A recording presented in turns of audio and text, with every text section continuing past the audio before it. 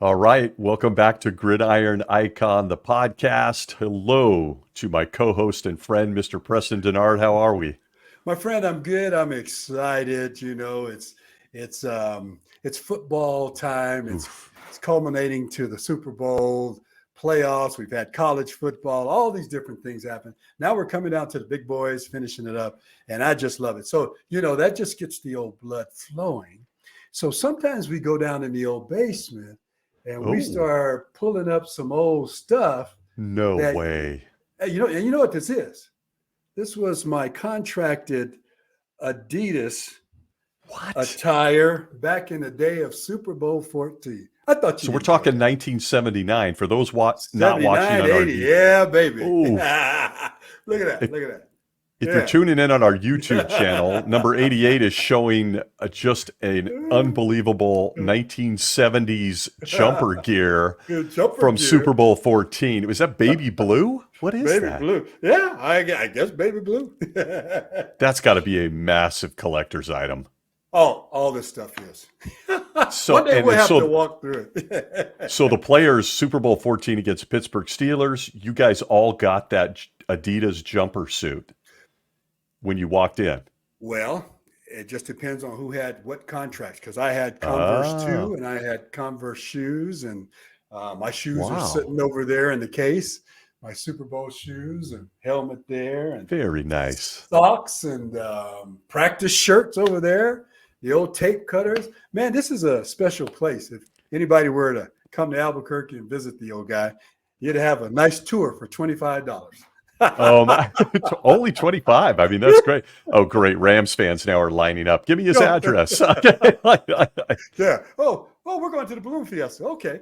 I don't We'll know though. see. You've got some memorabilia and personal letters from guys like Tom Landry, the Cowboys. Some Rams fans from the '70s might take offense to Mm, that. I'm not sure. they would, but you know what? We're going to have to show that one day so they understand why Mr. Denard has something from the Cowboys in his home.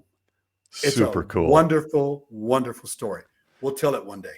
Super cool. I can Yeah. still see Billy Waddy. He's still running. Oh, Vince to yes. Billy. He's still Billy running. Quick. Billy Quick. Love Hmm. it. Love it. Well, welcome back, my friend. We've been on a Yes. bit of a hiatus. We're jumping back in as the NFL season comes to a close. And I wanted to jump in and talk about a little bit about something we missed in review, and that is the Hmm. college football season because it was a dynamic one. Hmm. Congratulations to the Michigan Wolverines, Coach Harbaugh. Yep. What an incredible championship game Oh, on both outstanding. sides of the Yeah. ball. But aside from that, college football, it's changing. It's changing, my man. I mean, Coach Harbaugh now has joined the Los Angeles Chargers. There's a change. Nick Saban walked away from the game. Some Mhm. think he's the GOAT, but the game is changing in Mhm. college football. I thought we'd dig in a little bit to that. It used to be that used to be the big question years and years and years ago. Boy, has the game changed for you guys? Have you seen the game change? And we honestly could say the nature and the makeup of the game has never changed. The players change and the attitudes change in the game. Today, the game has changed. And let me Yeah. tell you how the game has changed. I had mentioned to you I had a little perspective on where college sports is going now. And it is unlike what we know it used to be. It's unlike what I knew it was when I was in college, and even just a short handful of years ago. The NCAA is trying to fight to find a way to be important, to be a vital cog in this whole process. The TV markets, everybody's trying to Phew. manipulate their way into a nice financial comfort zone in this new design of marketing college athletics. And so when the argument years ago used to be, we got to take care of the players, take care of the players, they're abusing the players, they're taking advantage of the players. Look at the universities. Well, the guys are getting a free education. Well, look, they throw them out there when they're done. And folks don't understand the nature of college sports and scholarships. And they think if you see a kid on a football field, he's got it made, 4 years scholarship. But let me tell you where the game's changing. It's changing for the fans. No longer will you have the abundance of following for a particular team because of a player. That's going to go away. Hmm. It's either going to be true love for that color scheme or that institution or the locale and where you live. Because you live there, you have to go down the street and support that university. No longer will you have a great player from Ohio State that you've seen go through the program for 3-4 years and make a name for themselves and a staple on it. And there's a jersey that you can go get and wear. Who's going to go wear my jersey? And I'm there at Louisville for a year. The coach goes away, or I don't like what's going on. I decide to jump in the portal and I go to Memphis, or I go to Washington, or I go to TCU. I'm going somewhere else. There's no allegiance. There's no alliance. There's no connection anymore with a program. You think about the old days where the booster was a mighty, mighty support system for an athletic program in college. No longer will they be a reality, because now you've separated. Just look at this one point. Kids don't have to go to class. Yeah, that's wild. They never have to be on campus anymore. Ugh. That whole dynamic has changed. Where's the bonfires? Where's the rallying? Where's the assemblies? Where are the things that made up wearing the letter jacket and the letter award? Where was that? Where's the relationship on campus when kids can walk with you and say, hey, great job last Saturday. Who are we going to play this week? Or I'm friends with Stacy Bauman. He's the center for the football team and he's in our class. And all that's going away. So what we used to know, what we used to anchor on, what we used to call our love, where we used to go and break for the bookstore to get that attire to represent the love that we have at our school, no longer. That favorite player, you'll probably be wearing 5-6 shirts of that player. Yeah. Where's your alignment? Where's your allegiance there? Yeah, I mean, without question, it's become so transient. Mm-hmm. But I got to ask you something, and I'm gonna give you some examples. Like as you were just describing your thoughts on that, I thought about Tim Tebow at Florida and how much he meant to that team and that community and that program. But now I'm looking at a guy like Puka Nacua, the Rams. He goes to the Washington Huskies. He leaves and goes to BYU. I'm looking at Joe Burrow, who goes to Ohio State, but ends up at LSU and wins a championship. I'm looking at Cam Newton. He's at Florida behind Tebow, goes to Auburn, becomes a superstar. Can we hold the players responsible, or are we just enabling this at this point at the college level? The not going to class thing is a whole subject. But from a player perspective, do we know any of these guys if they stay put and remain loyal?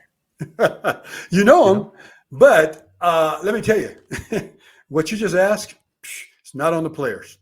This is the design that some grown man, and maybe a grown woman, decided, in order to stay in this game with these kids, this is where we need to allow it to go. And now that we're going to allow it to go, we're just going to let it flow. And so with him letting it flow, there's so many other dynamics that come into play.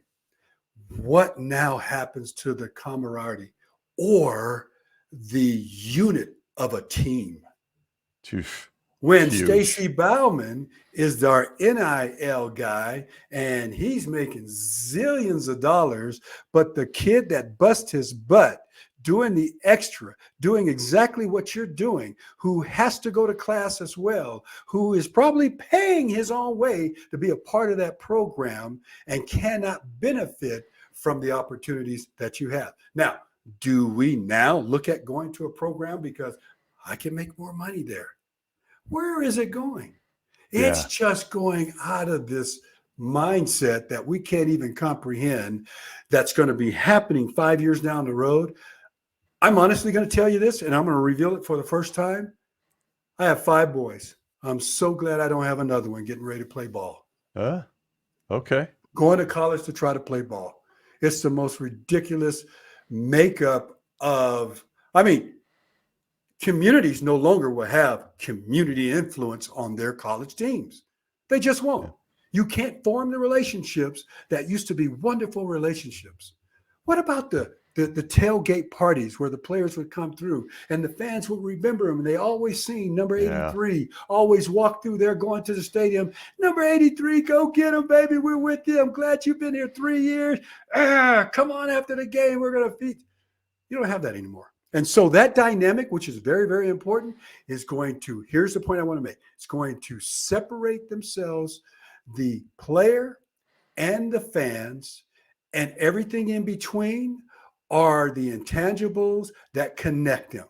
The monies, the NILs, the this, the portals, the transfers. There's no commitment and there's no dedication to seeing anything develop and grow.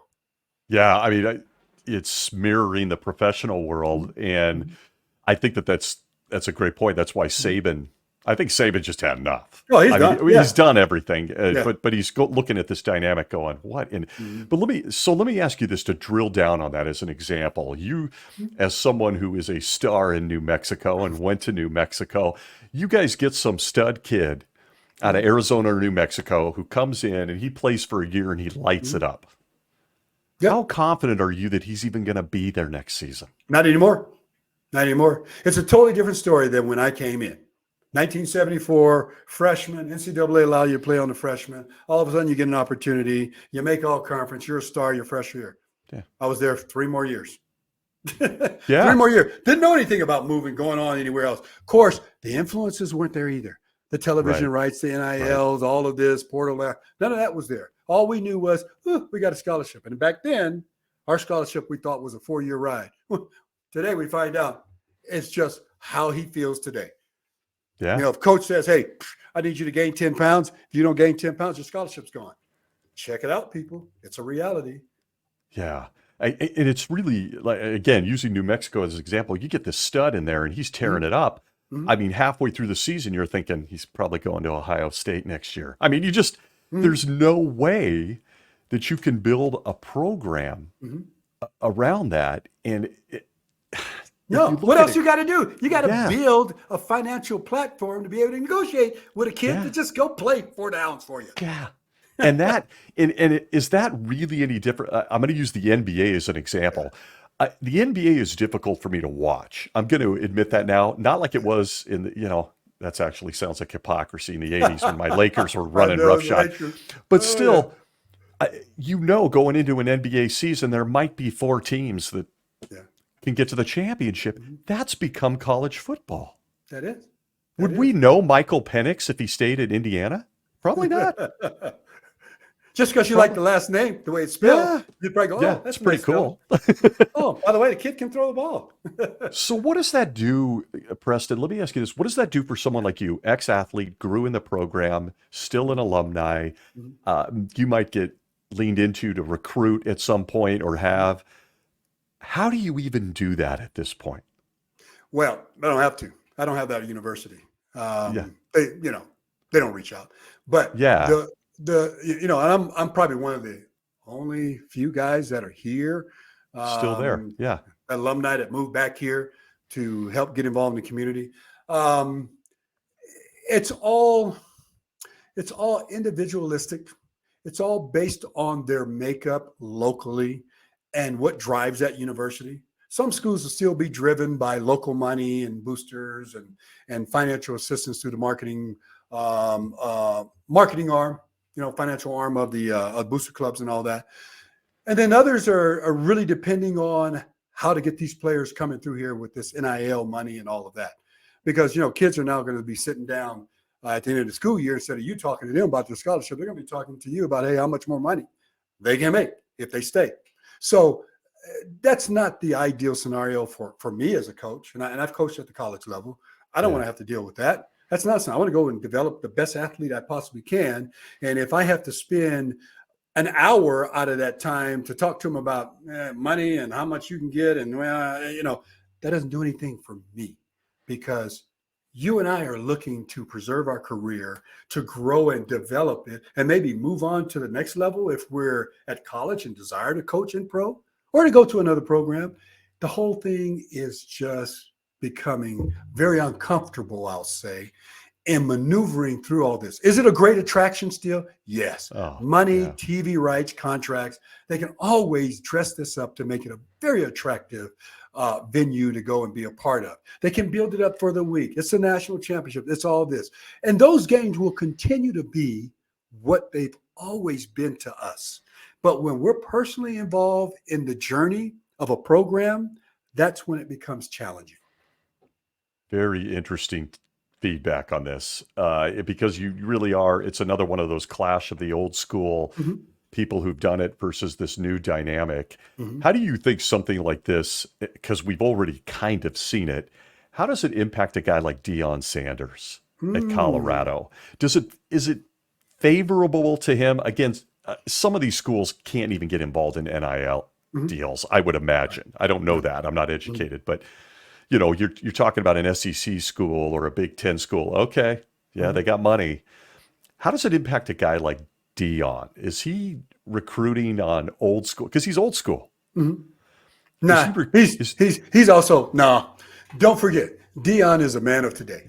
Oh, he's yeah. utilizing every measure of marketing, communication, the whole ball of wax. He is the modern day marketer of athletics in a coach uniform, in a former player, Hall of Famer. He's got all the tools to separate himself from everybody else. My favorite term, separate yourself. He's got all of it. So he can survive in this journey because he can address every iota a young athlete wants. He represents it on his team. He has it in his sons. And so when you look at a Deion, you look at a special entity that can also incorporate the structure of football. Because when it's all said and done, it's football with Deion. Yep.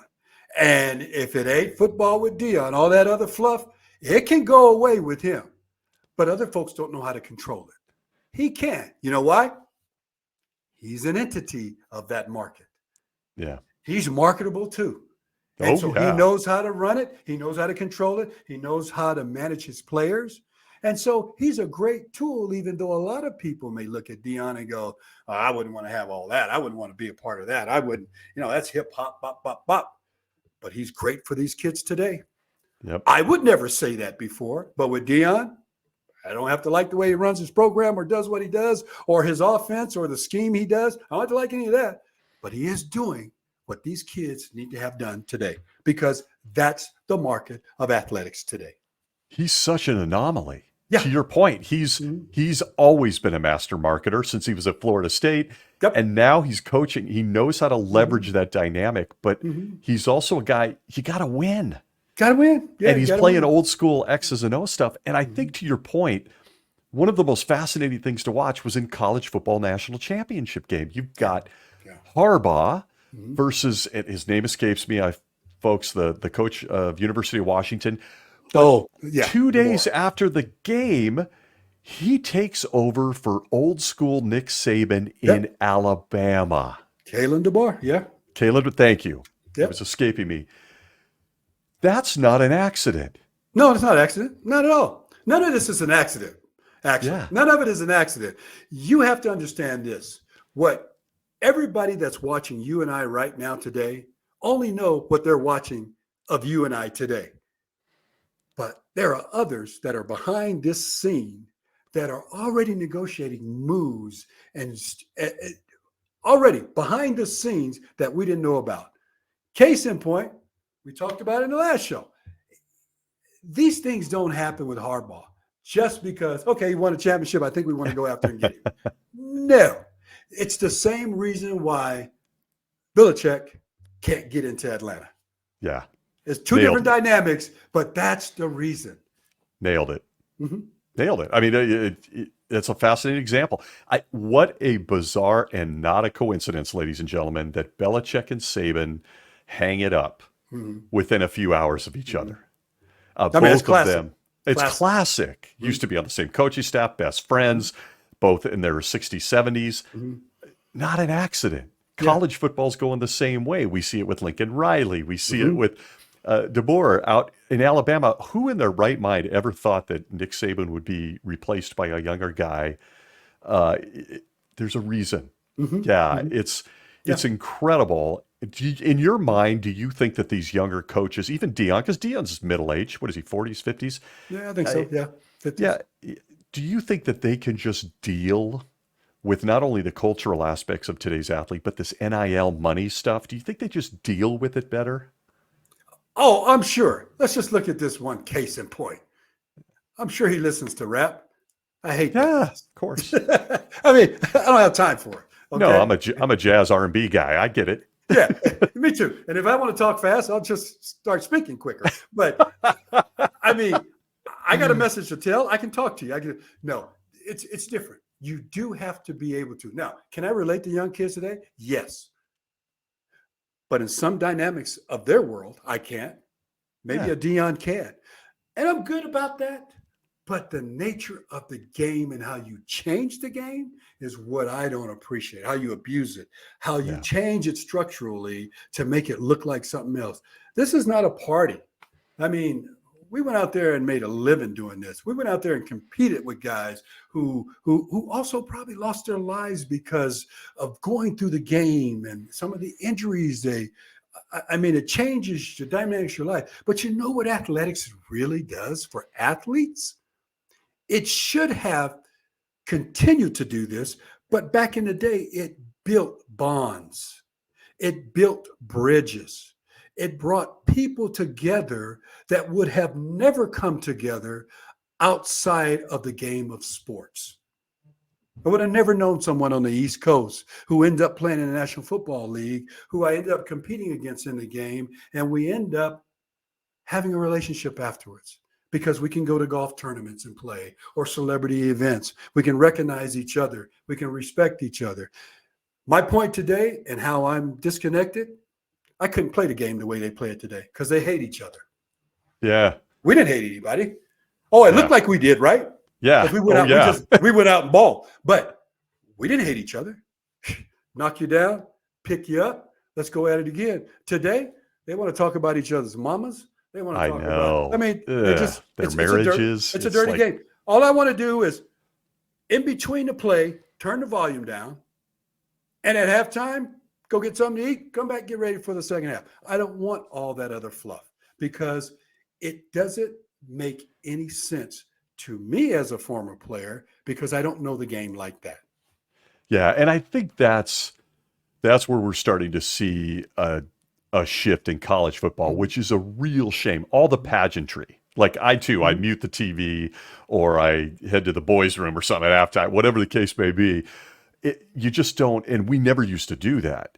And I think now it's just some of that romance is off. It's still the greatest team game on earth, especially at the Mhm. amateur level. Can we call it amateur anymore? Whole nother Mhm. conversation. Mhm. Mhm. But where you're seeing 11 guys on both sides of the ball come together, different walks of life, cultures, skin color, beliefs, Mhm. everything coming Mhm. together, one common goal. That's Mhm. football. Yeah. Yeah. And it is such a beautiful thing. Now you just don't know if you're the center, if the left or right guard's even going to be on the team in a year because they Mhm. switched to the other side. Oh yeah. Oh yeah. The There's game is some, changing. Mm. yeah. I mean, there's something to be said for that, you Well, let know? me throw this out at you because here's how the game's changing, brother. You know, just news that just hit the airwaves.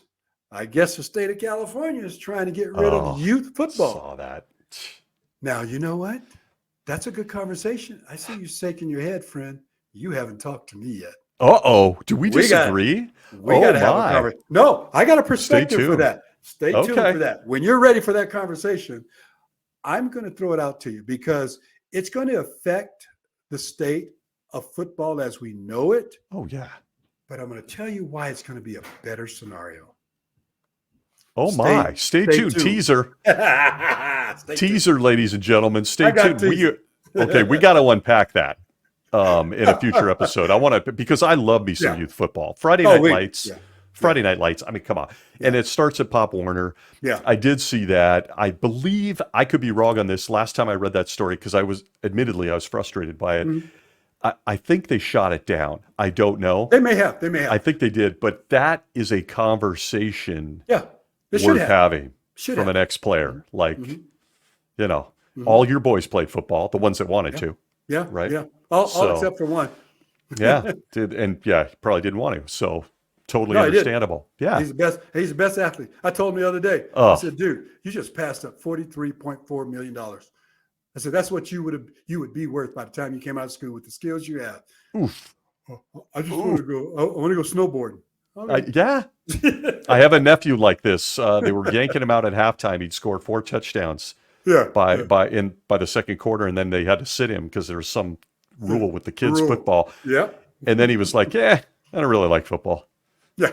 I don't really like it. I cried man tears. Yeah. I was like, "You have more talent in your pinky than I ever had." Yes. Yeah. More speed than I ever thought I'd Oh, it was so tough to watch. He was even better at baseball, which I know you enjoy as well. So I gave him both up. He's like, "Yeah, I like skateboarding." What? Yeah. It's a different time. Snow what? Huh? Yeah. You got to rent what?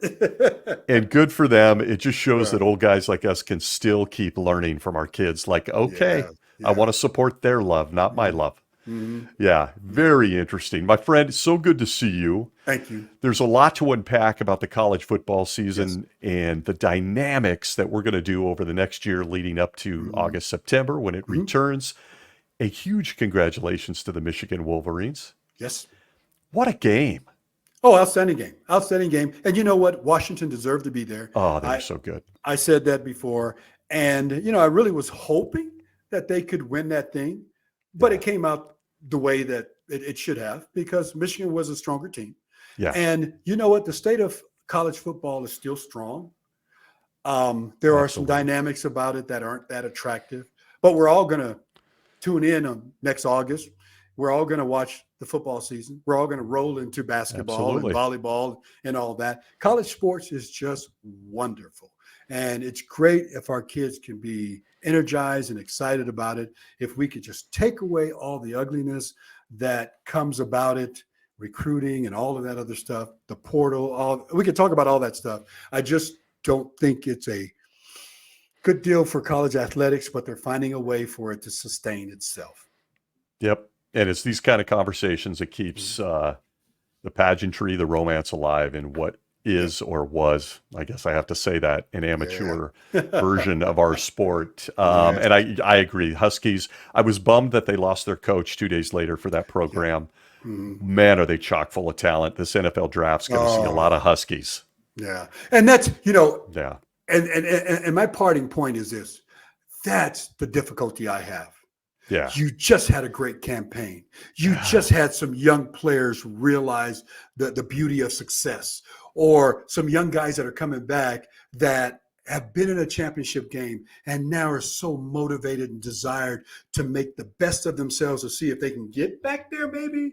But here you got all this portal and transfers and coaches shifting and all of that. There's no stability. There's nothing parents can anchor in on. And you cannot be recruited based on the head coach anymore. It's got to go back to what it should originally been. Does that institution strike me in my heart? Does their academics do what I need to have them do for me? I got to think about that first. Because I got a coach that may take a scholarship away, or I got somebody that's going to take monies away from me, or I got somebody that is going to move and take away my opportunity to be successful. Just look at the kids in the Pac-12. And how many, speaking of the Huskies, how many is he taking with him to Alabama that he recruited? Here we go. If you're a parent, you're going to Seattle. Now suddenly you're going to Tuscaloosa. Yeah. Tell me about that. Do you want to go to Tuscaloosa? No. No. Subject for another day. Thank you. Good to see you, my friend. Thanks to sir. all our friends out there that listen in. We'd love to hear your opinions. Please feel free to post them on social media and on our YouTube channel. Thanks for joining us here on Gridiron Icon. Much more to come as we look forward to a big 2024 in both the college and NFL games. My friend, any parting shots for our audience? Yes, I want to encourage all of our lady listeners. Get fired up. I want you to contact us because we're trying to get a ladies fantasy football group to come on the show one day soon. Okay. Yeah. So there you go. That's right. We span all genres. This is I've been looking forward to that. That'd be We're fun. gonna have some fun with that one. So stay tuned. Upcoming episode, if not the next. In the Amen. meantime, thanks for joining Preston Denard and myself. Follow us on all the major platforms, including social media, Gridiron Icon, and we will see you next week.